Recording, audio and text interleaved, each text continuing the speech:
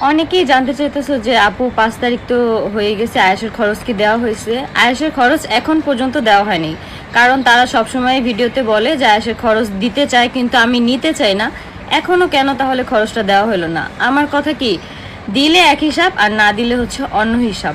যদি না দেয় আমাকে ডিরেক্ট বলে দিবে। মানুষের কাছে তো এত নাম ফুটায় লাভ নেই যে আমরা খরচ দিতে চাই, খরচ নেয় না।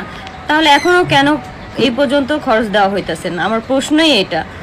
টাইম যেটা স্ট্যাম্পে লিখিত হয়েছে সেই টাইম অনুযায়ী খরচ দেওয়া হয় না, অথচ তারা সেদিন হচ্ছে আমাদের বাসায় আসছে আয়েশের খরচ দেওয়ার জন্য নাকি।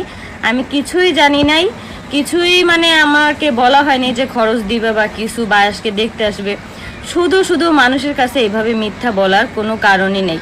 খরচ দিলেও আমাকে বলে দিতে হবে যে দিব, খরচ না দিলেও বলে দেওয়া উচিত। মানুষের কাছে এত বড়লোকি ভাব দেখায় তো কোনো লাভ নেই। কেন মানুষের কাছে এত বড়লোকি ভাব কেন দেখাইতে হবে যে খরচ দিতে চাই, খরচ নিতে চায় না? খরচ না দিলে বলে দিবে যে আমরা নিজেরাই ভাত খেতে ভাত পাই না, আমরা খরচ দিতে পারবো না। কারণ হচ্ছে আমাদের সব কিছু সেল করে আমরা এক এক জায়গায় ঘুরতে যাই, এক একটা করি, সেখানে আয়াসের খরচ কিভাবে দিব সেটা আমাকে বলে দিলেই হয়।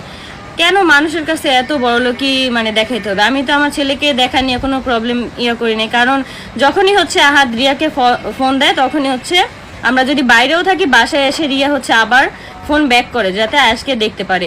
সেইখানে এত বড় বড় মিথ্যা কথা বলার কোনো প্রশ্নই আসে না।